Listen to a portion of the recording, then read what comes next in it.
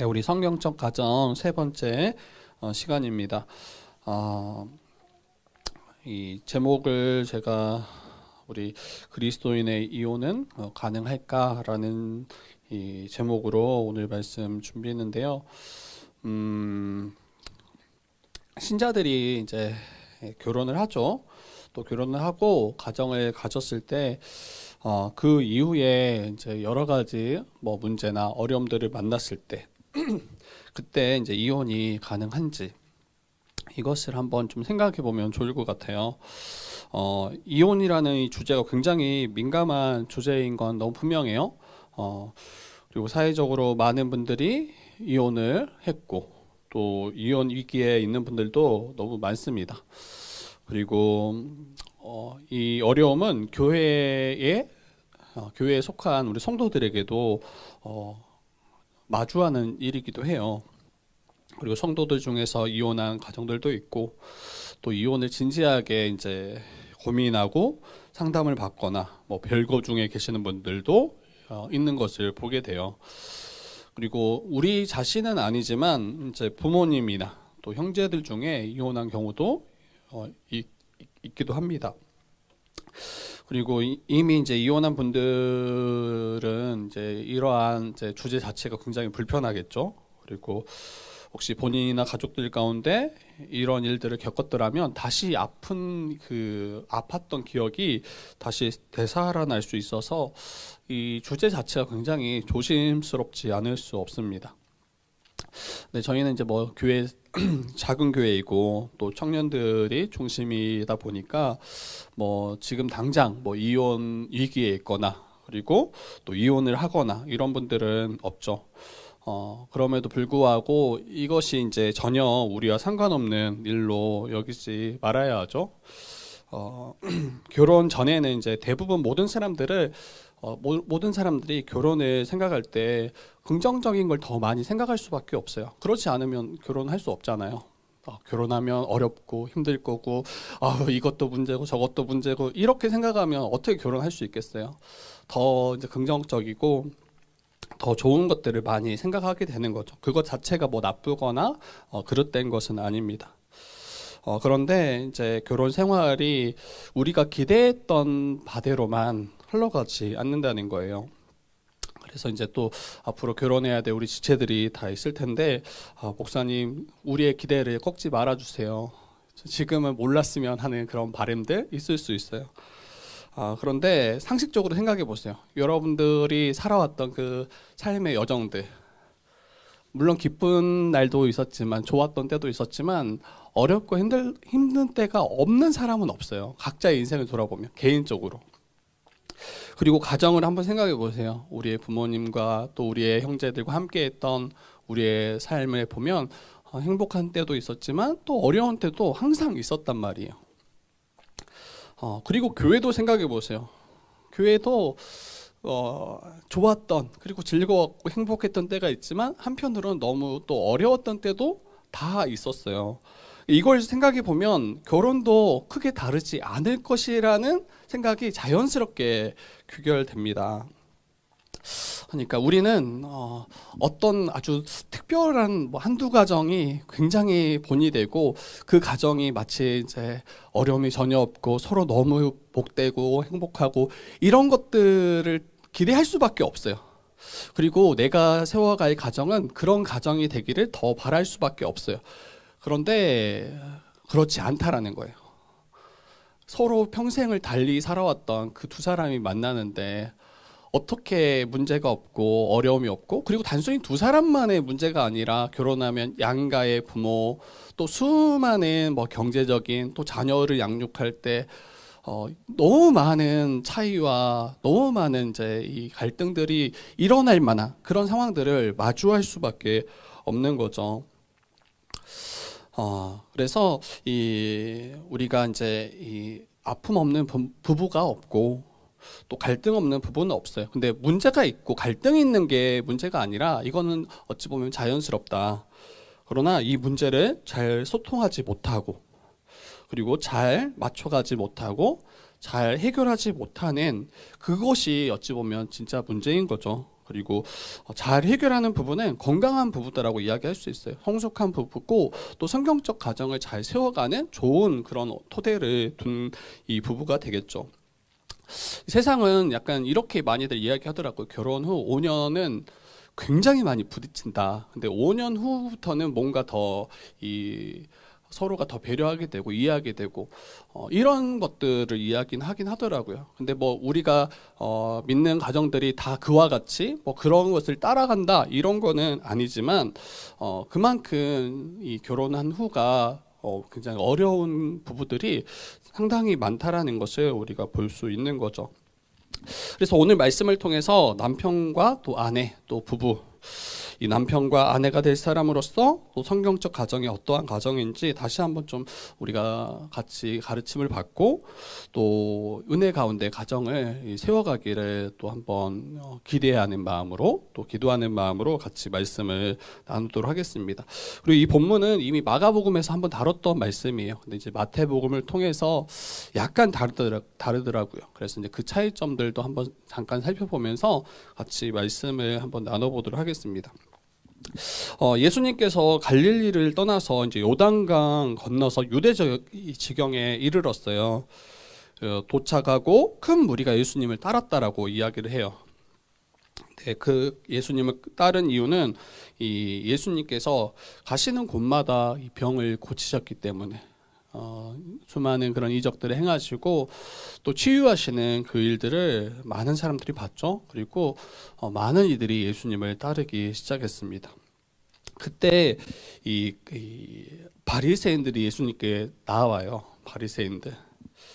바리새인들이 예수님께 나와서 이제 예수님께 질문하는데 그 질문하는 의도가 뭔가 궁금해서 더 자기가 더 알아가기 위해서 이러한 모습이 아니라 예수님을 시험하려고 책 잡으려고 예수님을 걸려 넘어지게 하려고 지금 예수님께 나와왔음을 우리가 이 3절 말씀을 통해서 볼 수 있는 거죠.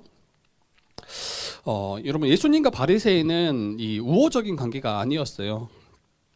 처음에 예수님이 놀라운 일들을 행하시고 또 예수님의 말씀이 권위 있게 사람들을 가르치다 보니까 바리새인들도 예수님에 대해서 궁금해했고 또 예수님과 그런 우호적인 관계를 맺고자 했어요. 그런데 예수님은 도리어 그 바리새인들을 책망하시죠. 너희들의 외식에 대해서 책망하시고 또 바리새인들은 죄인들과 자기를 딱 구별해서 자신들은 거룩하고 자신들은 괜찮은 것처럼 그렇게 이야기하지만 실제로는 어때요? 그들은 이제 자기를 잘 감추죠. 잘 감추고 그게 이제 외식일 뿐 아니라 예수님은 병든 자를 위해서 죄인들을 위해서 오셨다라고 하고 그 죄인들에게 다가가실 때 바리새인들은 굉장히 거부감을 일으킵니다. 그리고 예수님이 굉장히 못마땅했어요. 자신들에게 뭔가 긍정적이지 않고 우호적이지 않고 도리어 자신들과 떨어져 있는 죄인들을 향해서 그들을 품어주시고 그들에게 다가가시는 그 예수님의 그 모습들. 그래서 이 바리새인들은 예수님을 책잡으려고 어떻게든 걸려 넘어지게 해서 수많은 사람들이 예수님을 추종하고 따르고 있으니까 그들로부터 도리어 예수님을 따르지 못하도록 이렇게 막으려고 했던 것 같습니다. 그런데 이제 책 잡으려고 어떠한 것을 가져와서 예수님께 이야기하냐면 이 3절 말씀 보니까 어떤 이유가 있으면 그 아내를 버리는 것이 옳으니까 라고 질문해요. 어떤 이유가 있으면 그 아내를 버리는 것이 옳으니까. 그렇죠.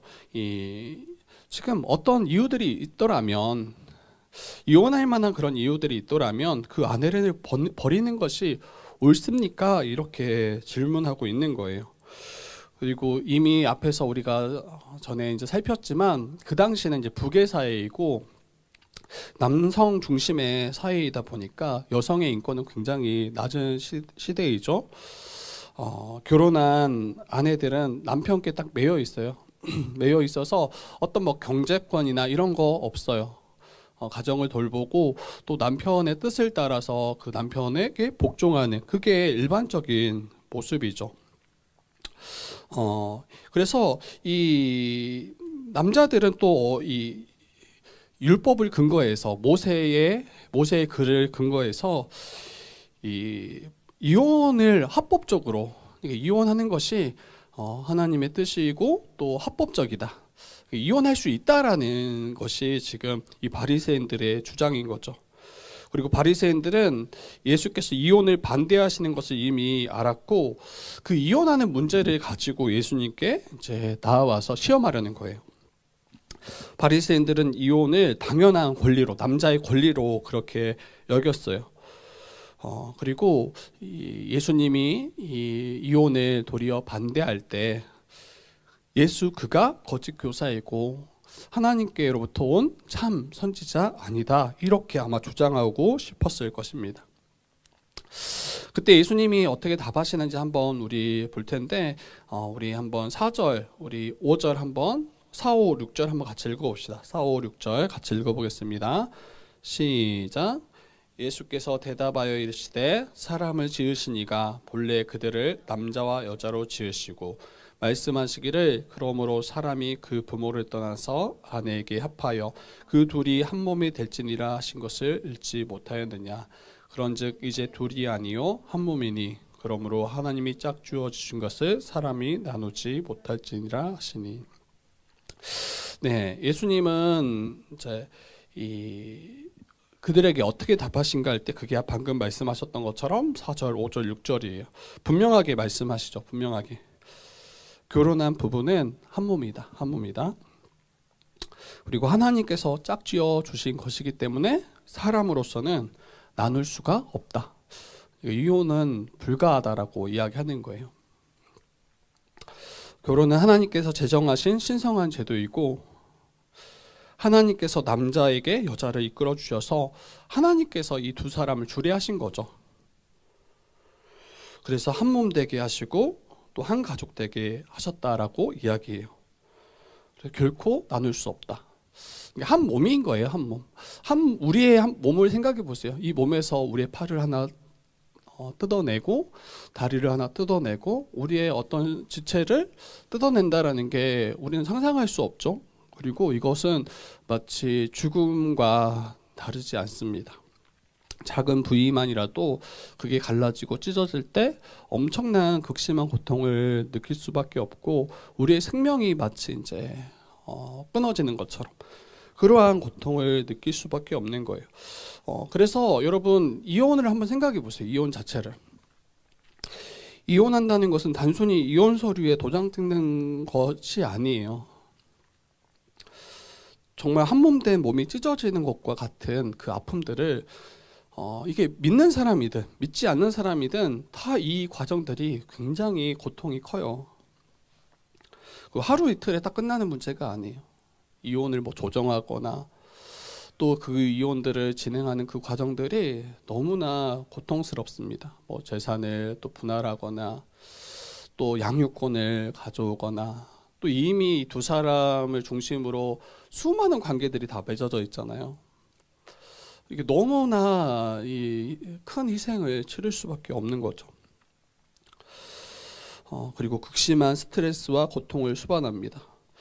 이게 본인들이 인정하지 않더라도 이미 한 몸이고 또 모든 것이 하나로 연결되어져 있기 때문에 이 이혼은 정말 만만치가 않고 너무나 큰 어려움들을 마주할 수밖에 없는 거죠.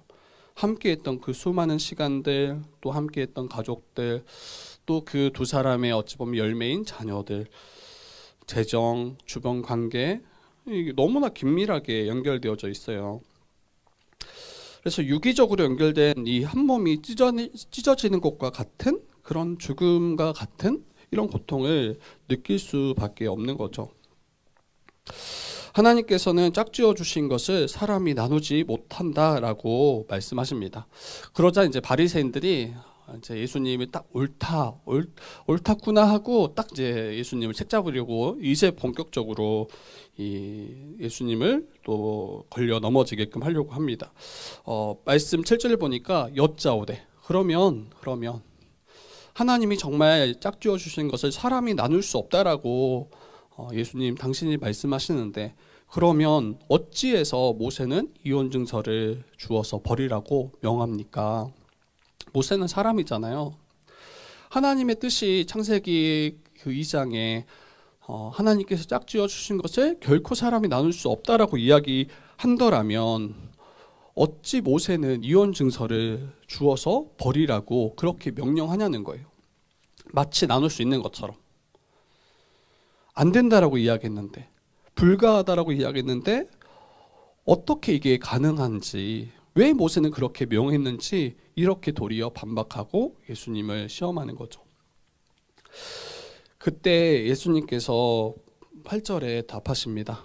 모세가 너희 마음의 완악함 때문에 아내의 버림을 허락하였다. 그러나 본래는 그렇게 안 된다라는 거예요. 모세가 허락한 이유가 너무 분명해요. 너희 마음의 완악함 때문에. 그 당시 모세 당시 그 이스라엘 백성들, 그 남자들, 그들의 완악함 때문에 아내 버림을 허락했다라는 거예요. 그리고 본래 하나님의 뜻이 이게 아니다라는 거예요.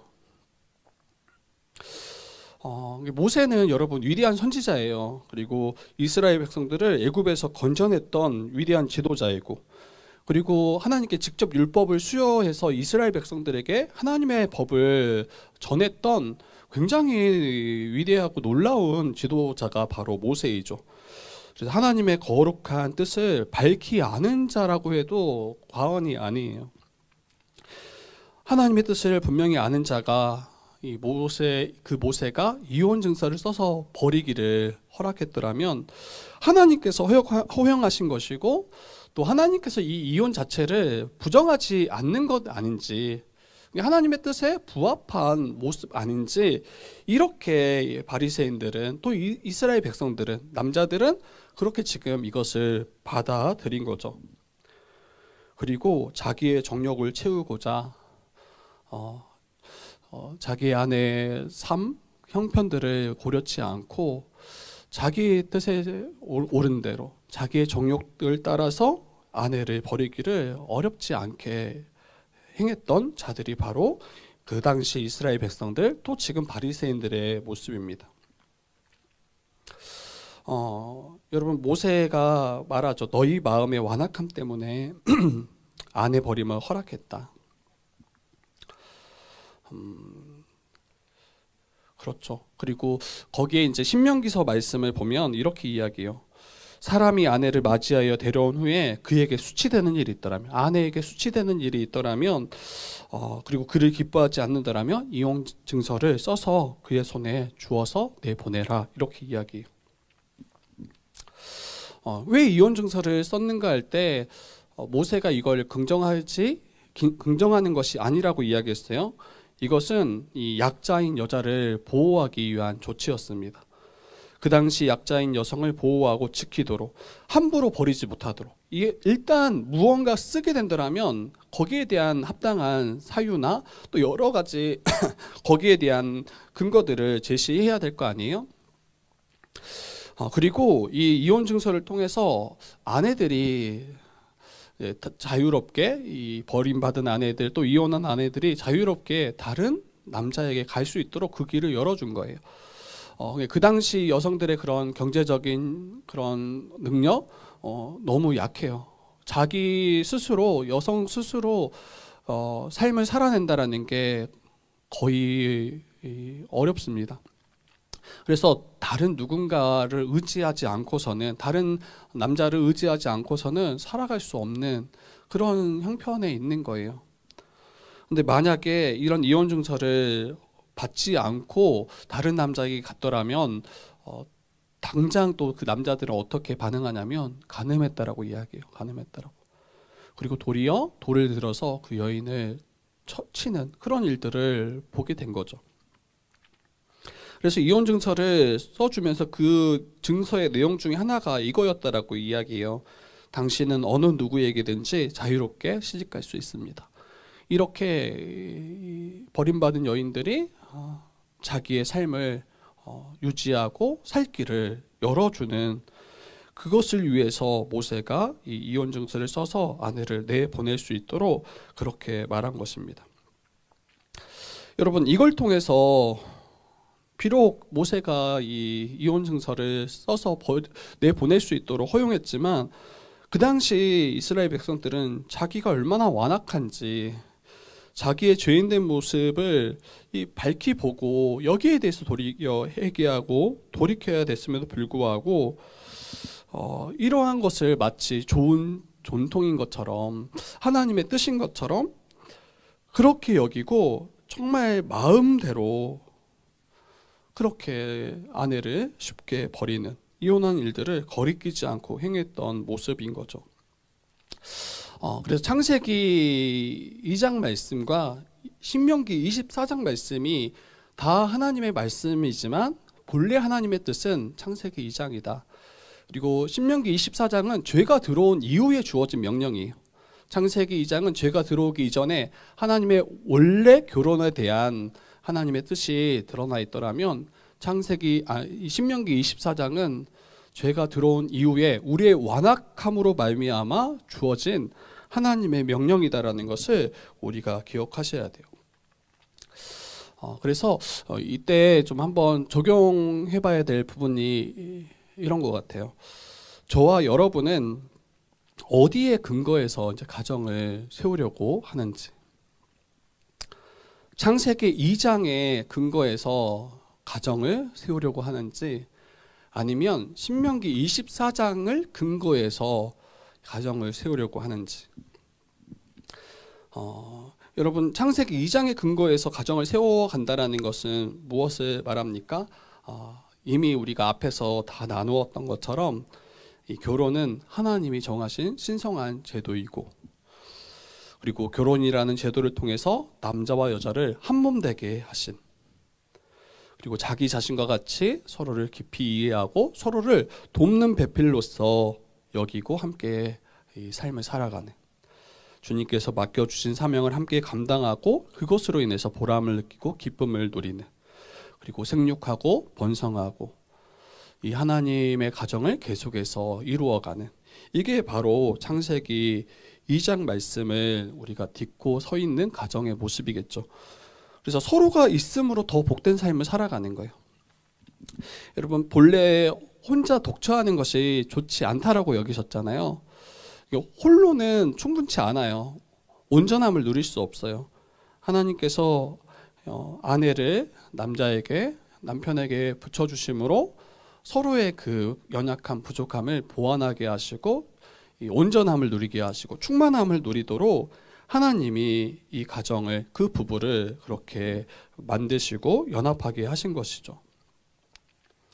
그래서 상대의 연약함, 부족함, 이것을 수치로 여기는 것이 아니라 나를 통해 섬기고 돌보도록 채워야 할 부분으로 여기고 그를 위해서 수고하고 헌신하는, 이게 바로 이 창세기 2장을 딛고 서 있는 이 가정의 모습, 부부의 모습일 것입니다. 그러나 신명기 24장에 그것을 24장을 딛고 그 위에 가정을 세우는 이들도 있을 거예요. 이미 죄로 말미암아 한 몸됨이 깨어져서 서로를 한 몸으로 여기지 않아요. 서로 군림하려고 하고 자기의 종 삼으려 하고, 그래서 자기 중심적일 수밖에 없어요. 이기적일 수밖에 없어요. 서로를 대할 때, 자기의 뜻과 반할 때, 그리고 배우자가 나의 기대에 충족하지 못할 때 여지없이 그것을 바꾸려 하고 그것을 이제 다투며 또 자기의 뜻을 관철시키려고 계속해서 크고 작은 싸움들을, 다툼들을 만들어냅니다. 그리고 그걸 견디지 못할 때 방금 이야기했던 것처럼, 바리새인들이 말했던 것처럼 이 어떤 이유가 있으면 아내를 버리는 것이 옳으니까, 본인들은 굉장히 합리적으로 이걸 판단할 거예요. 나의 아내가, 나의 남편이 이런 이유로 나는 그와 함께 할 수 없다라고 이야기할 거예요. 그리고 그들은 이 이야기를 들었던 주변의 사람들은 네 말이 맞다라고 아마 맞장구 쳐줄 거예요. 어떻게 그런 남편, 어떻게 그런 아내와 함께 할 수 있냐. 그 어떤 이유가 너무 많을 거예요. 어떤 이유가. 그리고 그 아내와 갈라지는 것이, 그 남편과 갈라지는 것이 마치 괜찮은 것처럼, 그것이 하나님이 뜻인 것처럼 그렇게 말하기도 합니다. 그리고 어떤 분들은 그렇게 또 실제로 말해요. 자기가 갈라진 것이 100번, 1000번 잘한 것으로 그렇게 여기기도 합니다. 물론 너무나 상황과 그런 형편이 다 달라요. 이것을 하나로 다 잘했다, 못했다 이렇게 말할 수 있는 부분은 아닙니다. 그런데 본래 하나님께서 이 결혼 제도를 우리에게 허락하시고 우리를 통해서 원하시고 기대하셨던 그 가정의 모습이 어떠한지 이것을 도리어 놓쳐버린 채 신명기 24장의 근거에서 도리어 서로의 연약함, 부족함들을 나의 수치로 여기고 그들과 갈라지는 그것을 괜찮다라고 여기는 그 마음이 저와 여러분들 안에 있더라면 그 가정은 언제나 흔들릴 수밖에 없겠죠. 그리고 정말 반석 위에 세워진 그러한 집이 아니라 그냥 모래 위에 세워진 집처럼 언제나 풍파가 몰아치고 여러 가지 어려움들을 만날 때 쉽게 허물어질 수밖에 없는 모습이 될 겁니다. 자기 중심적이에요. 그리고 이기적이고 언제든지 내 편에 나의 배우자가 나를 맞춰주기를 원하고 남자든 여자든 이제 결혼을 자기의 욕망을 채우는 도구 정도로 여기는 이들이 많아요. 배우자를 통해서 경제적 안정을 추구하고 하지 말라는 이야기가 아니에요. 그 마음의 동기가 뭐냐는 거예요. 이 결혼을 어떻게 생각하고 우리가 이 결혼을 세워가고 또 결혼 후에 결혼 생활을 이어가냐는 거예요. 배우자를 통해서 자신의 신분을 상승하는 도구로 여기는 이들도 있고 자신의 성적인 욕구를 충족시켜줄 도구 정도로 여기는 경우도 있고 그래서 상대방의 외모 또 연봉 그 사람이 가진 소유의 많고 적음 이게 결혼에 있어서 굉장히 결정적인 요소로 생각하는 이들이 많습니다. 이게 중요하지 않다라는 이야기가 아니에요. 그걸 고려하지 말라는 이야기가 아니에요. 그러나 자기의 정욕을 채우는 그리고 정욕이 이끄는 대로 살아가며 이 결혼을 결정하고 또 결혼 생활을 이어간다면 결국에는 천국을 누릴 수가 없어요. 지옥으로 변하게 될 것입니다. 왜냐하면 여러분의 그 욕망, 정욕 나의 배우자가 다 채워줄 수 없어요. 결코. 그걸 어떻게 다 채울 수 있습니까? 여러분의 기대를 온전히 충족시킬 그런 배우자가 있을까요, 실제로? 불가능해요. 도리어 그러한 분이 있다면 우상이겠죠. 하나님을 의지하지 않겠죠. 그 배우자를 더 의지하겠죠. 우리가 기대한 대로 그 배우자가 결코 모든 것을 맞출 수도 없을 뿐더러 이걸 다 채울 수도 없습니다. 하나님께서 짝지어 주신 한 몸으로서 배우자를 보는 것이 아니라 자신의 정욕을 채울 도구로 볼 때 결국에는 다툼으로 이어져 갈 수밖에 없어요. 그리고 나의 아내가 아닌 다른 사람을 통해서 그러한 정욕들을 채우려고 하겠죠. 나의 남편이 아닌 다른 남자를 통해서 자기가 부족하다라고 여기는 결핍한다라고 여기는 그것을 채우려고 하겠죠. 그래서 우리는 배우자를 또 앞으로 배우자 될 사람을 또 앞으로 우리가 가정을 세워갈 때 나의 배우자를 혹시 그런 나의 정욕을 채울 도구 정도로 혹시 바라보고 있더라면 도구는 기능적인 거잖아요. 그리고 그 기능에 충족하지 못할 때 여지없이 이걸 바꾸거나 내버리거나 이게 가능한 게 도구예요. 남편들이 아내들을 집안의 가정의 일을 돌보는 가정주부로 여긴다거나 아내들이 남편을 볼 때 돈 벌어오는 기계로 그렇게 여긴다라면 결국에는 도구로서 상대를 대하는 것밖에 안 되겠죠. 다시 말씀드리지만 결혼은 서로 둘이었던 남자와 여자가 만나 사랑하는 것 그리고 이 사랑은 단순히 어떤 감정적인 게 아니죠. 서로를 위해서 헌신하고 나를 통해서 나의 배우자가 유익을 누리고 풍성함을 누리고 또 나를 통해서 나의 남편이 나의 아내가 꽃을 피우고 열매를 맺게 하는 것 이게 바로 결혼의 중요한 그런 모습입니다. 내가 꽃 피우려고 하면 안 돼요. 계속 내가 꽃 피워야지. 내가 배우자를 통해서 내가 열매 맺어야지. 이러면 이제 그때부터 문제가 일어나고 배우자의 수고와 헌신을 당연한 것으로 여기지 말아야 합니다. 왜 이거밖에 하지 못하냐? 이런 식의 이제 모습들. 결국에는 이제 가정을 찢게 하는 그런 모습이 될 수밖에 없겠죠. 그래서 저와 여러분들이 신명기 24장의 근거에서 가정을 세우는지 창세기 2장의 근거에서 가정을 세우는지 한번 다시 살펴봤으면 좋겠고, 그리고 창세기 2장은 죄가 들어오기 이전이라고 했잖아요. 이거 우리로서는 이러한 가정을 세워가는 게 이미 앞에서도 이야기했지만 불가능해요. 그러면 이게 어떻게 그러한 가정을 세워갈 수 있겠냐는 거예요. 근데 이미 이 신자들은 이 복음을 받은 자요, 아는 자이잖아요. 예수께서 이 십자가로 말미암아 이 결코 하나 될 수 없었던 우리를 한 몸으로 만들었다. 하나 되게 하셨다.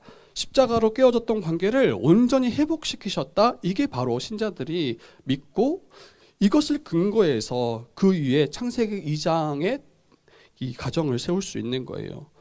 여러분, 우리 자신은 실수가 정말 많아요. 연약해요.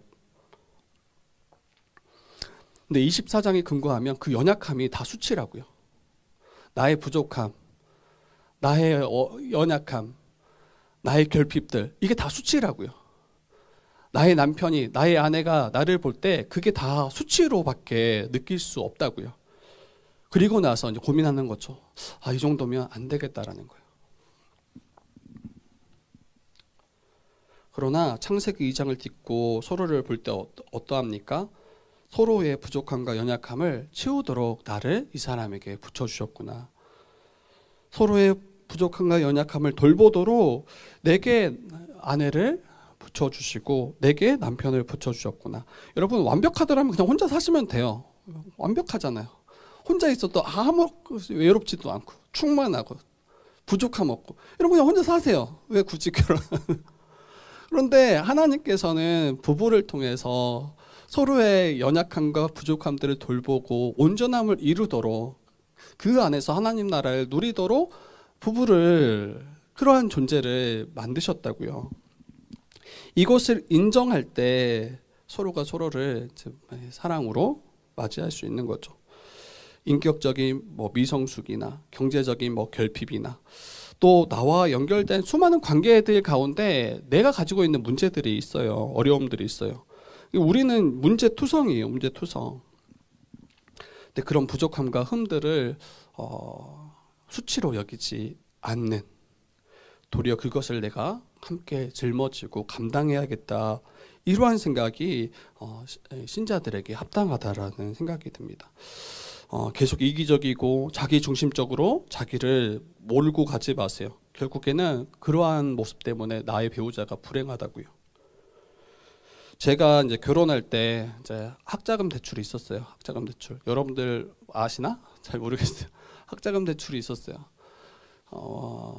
근데 이제 저는 어떤 사고냐면 갚을 수 있었어요. 갚을 수 있었는데 저는 그때 이 돈을 벌어서 갚기보다는 이 빚을 오래 가져가더라도 그때 더 말씀 봐야 된다는 생각했어요. 이 다 학자금 대출이 신대원 들어가서 3년 동안 이제 저희 가정이 경제적으로 여유 있고 이렇지 않으니까 다 이제 빚내서 학교를 다닌 거죠. 그러면서 이제 매달 얼마씩 갚았지만 이제 나이가 벌써 30이 훨씬 넘은 나이에 이 학자금 대출이 계속 저를 이제 따라오는 거죠. 그리고 이제 결혼 이제 소개를 받고, 저희 아내를 소개를 받고 제가 이제 이 빚에 대해서 이야기를 했어요.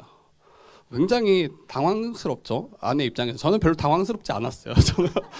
저는 이제 굉장히 한편으로는 잘한 결정을 했다라고 지금까지 왔었기 때문에, 다른 분들은 이제 더 일을 하거나 이런 게 어찌 보면 자연스럽고 그냥 세상적으로 볼 때는 그게 책임감 있는 모습인데, 저는 계속 목회를 할 사람이고 또 지금 제대로 안 배우면 안 되겠다라는 생각이 있어서 이제 그런 결정을 했죠.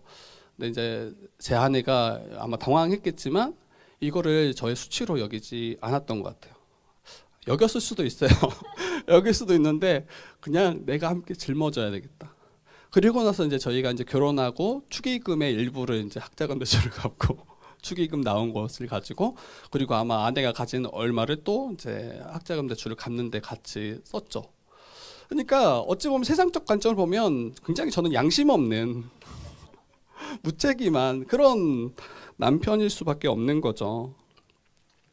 그런데 이것을 자기의 수치로 여기지 않고 함께 짊어질 그러한 것으로 여기고 함께 이 길을 걸어가는 것, 이게 너무 이제 감사하죠, 남편된 입장으로서는. 근데 24장의 근거에서 아내가 저를 이제 받더라면 진짜 정말 결코 만나지 말아야 될 남편 그 남편감, 그런 사람일 수밖에 없었겠다라는 생각이 들어요. 그리고 여러분, 이제 그러면 절대 안 되겠지만 혹시 이혼에 대해서 진지하게 생각이 될 때가 있을 수 있어요. 앞으로 우리가 살아가면서 결코 그러면 안 되겠지만, 그런 생각이 들면 안 되겠지만 도무지 이 사람이랑 같이 못 살겠다 이런 생각이 혹 들 때, 그때 여러분 그 몇 년 후를 더 생각해 보셨으면 좋겠어요. 이게 무슨 말이냐면 저는 이제 이혼을 안 해봐서 정확히 모르겠어요. 그렇지만 제가 예전에 전도사로 사역하면서 정말 저를 힘들게 했던 교회 그 청년부, 제가 예전에 몇 번 정말 설교 몇 번 이야기한지 모르겠어요. 정말 그분들이 너무 미안하네요. 너무 자주 이야기를 해가지고 사역하면서 저를 정말 힘들게 했던 그런 사역지가 있었어요. 그리고 그 청년부 전도사로 제가 이제 사역했는데 저를 이제 뭐 존중해 주는 분들이 거의 없었고, 그리고 많이 뭐 무시하거나 따돌리는 그런 것들을 제가 이제 어찌 보면 당했죠. 그리고 이제 제가 2년 가까이 사역하면서 그래도 이게 사역 자체가 힘들어서 제가 사임해야 되겠다 이런 생각을 하나도 안 했었어요. 힘들어도 간다, 힘들어도 간다. 근데 이제 한 지체가, 그 청년부 한 명이 제게 와가지고 이런 이야기를 했어요. 전수사님이 이 교회에 와서 우리 청년부가 완전히 와해됐다. 그리고 청년부가 다 깨어졌다. 딱 그 이야기 들으니까 진짜 도무지 사역할 힘이 없더라고요. 그래서 담임 목사님한테 찾아가서 사임해야 되겠다라고 제가 말씀드렸어요. 그 전에 사임 생각을 안 타가. 네, 이제 목사님이 힘든 거라면 더 참았으면 좋겠다, 인내했으면 좋겠다. 근데 이게 힘들어서 제가 사임하는 게 아니라 저는 그 공동체를 섬기고 돌보고 섬기려고 갔던 공동체인데 저로 인해서 다 와해됐다고 하니까 진짜 너무 이게 고통스럽더라고요. 그래서 이게 이제 힘들어서 사임하기보다는 제가 더 이상 이 청년부를 위해서 할 수 있는 게 없습니다, 이렇게 정중하게 목사님께 말씀드리고 이제 사임했던 기억이 나요. 그런데 이게 지금 벌써 한 10년 전 이야기거든요. 10년이 훨씬 넘었어요. 14년, 15년 정도 전 이야기. 근데 지금도 후회되는 게 많아요. 지금도. 뭐가 후회되냐면 그때 청년들이 그렇게 했을 때 내가 이렇게 받아쳤어야 되는데, 나를 무시할 때 이렇게 도리어 반격하고 그들을 내가 꺾었어야 되는데, 이런 후회는 하나도 없고, 내가 그때 더 성숙했더라면, 굉장히 어렸을 때요, 27, 8, 내가 그때 더 그들을 사랑으로 섬겼더라면, 내가 그때 복음을 더 분명하게 알았더라면, 그게 늘 후회돼요. 내가 한 33 때만 그 친구들을 만났더라면 이렇게 그 친구들을 보내지 않았을 텐데, 내가 그때 사임하지 않았을 텐데, 도리어 더 말씀을 지도하고 가르치고 붙잡아주고 섬겼을 텐데. 그런데 그 당시 27살 때 저에게는 아무런 그 힘이 없었던 거죠. 근데 결혼도 마찬가지인 것 같아요. 결혼 1년차, 2년차 때는 굉장히 우리가 미성숙해요. 그래서 최선을 다했지만 볼 수 있는 게 너무 적고 또 자기 자신밖에 못 봐. 너무 힘드니까. 그런데 그게 한 5년 후, 한 10년 후, 그러면 우리도 굉장히 많이 성숙해져 가 있을 거예요. 저 이제 아내랑 결혼 6년 차, 7년 차인데 지금도 많이 부족해요. 너무 부족하고 여러분들이 이미 너무 잘 알아서, 아니 잘 모를 거예요. 훨씬 더 많이 부족해요. 그런데 감사한 거는 그 1년이 서로가 성숙해져 가는 시간이라는 거예요. 그리고 아마 10년쯤 됐을 때 돌아봤을 때 전에 문제됐던 것들이 더 이상 이제는 우리에게 문제가 안 되는, 그런 상황들을 맞이하지 않을까라는 생각이 들어요. 그래서 여러분 너무 급하게, 근데 이런 건 있어요. 성경에서도 이혼을 허용하는 게 있어요. 이거는 이제 음행, 바람을 피거나 불륜을 저지르거나, 이거는 성경에서도 이혼하라고 이야기해요. 이미 한 몸을 완전히 다 찢어버렸기 때문이에요. 아내가 아닌, 남편이 아닌 다른 사람에게 마음을 주고 또 그와 연합했기 때문이에요. 이거는 하나님 편에서도 합당하지 않은 거예요. 그러한 이들은 갈라져라 라고 이야기해요. 그를 이혼하라 라고 이야기해요. 물론 어떤 이제 분들은 그러한 상황에서도 그 남편을, 그 아내를 붙들고 또 그를 위해서 더 수고하는 분들도 있어요. 이거는 이제 본인이 결정하고 선택할 수 있는 거예요. 무조건 갈라서라는 게 아니에요. 그러한 이들이라면 갈라져도 괜찮다라고 이야기하는 거고, 또 혹시 믿음을 갖기 전에 결혼할 수 있잖아요. 내가 믿음이 있기 전에 믿지 않은 자와 결혼했을 때, 근데 믿지 않은 자가 이 우리의 신앙을 박해하고 또 우리를 굉장히 어렵게 함으로 갈라지라고, 이혼하자라고 이야기할 때 그때도 갈라지라고 성경은 허용합니다. 근데 그런 것이 아니라면 우리가 더 우리를 견고하게 하고 성숙해 하는 그 과정으로서 결혼이 있기도 해요. 그러니까 하나님 나라를 풍성히 누리는 통로이기도 할 뿐 아니라 또 우리의 정말 연약하고 부족함들을 하나님께서 다루어 가시고 예수 그리스도의 그 장성한 분량, 그 주님의 인격을 닮아가는데 우리를 다듬는 그 통로가 또 가정이기도 하다라는 것을 우리가 잊지 않았으면 좋겠어요. 그리고 우리 자신이 미성숙하다라고 인정하셨으면 좋겠어요. 이게 이제 자기 중심적이다 보면 나의 미성숙함은 잘 안 보여요. 그냥 상대의 미성숙함, 상대의 부족함, 상대의 수치만을 보게 되고 그것이 마치 전부인 것처럼 그렇게 보게 된다고요. 그리고 모든 이혼의 그 이유는, 그 책임은 내 아내, 내 남편에게 있는 것처럼 그렇게 보게 된다고요. 그런데 먼저 내가 부족하다라는 것을, 내가 미성숙하다라는 것을, 내가 더 자라가야 된다라는 것을 인정하신다라면, 그리고 나를 이 사람을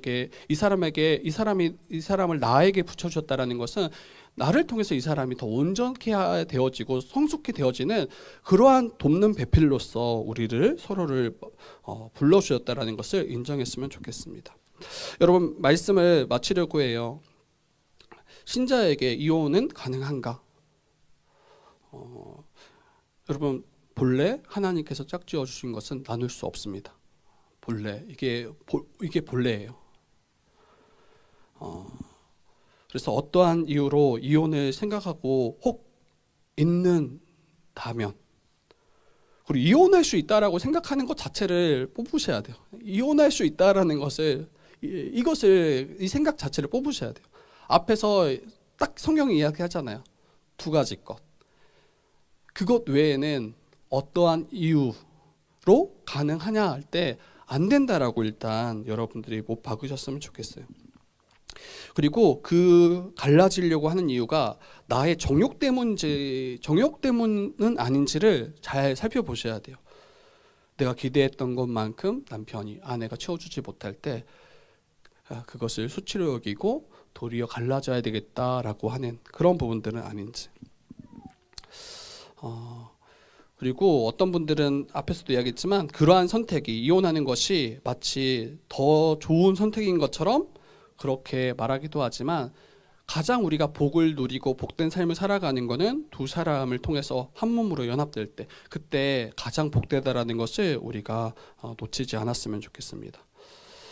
그래서 이 신명기 24장이 아닌 창세기 2장에 예수 그리스도로 말미암아 그 2장에 우리의 가정을, 또 우리의 부부가 함께 세워져 가기를, 그래서 이 땅에서 정말 하나님 나라를 가정을 통해서 누리고 서로가 주님께 자라갈 수 있는 우리 되기를 주님의 이름으로 부탁드립니다.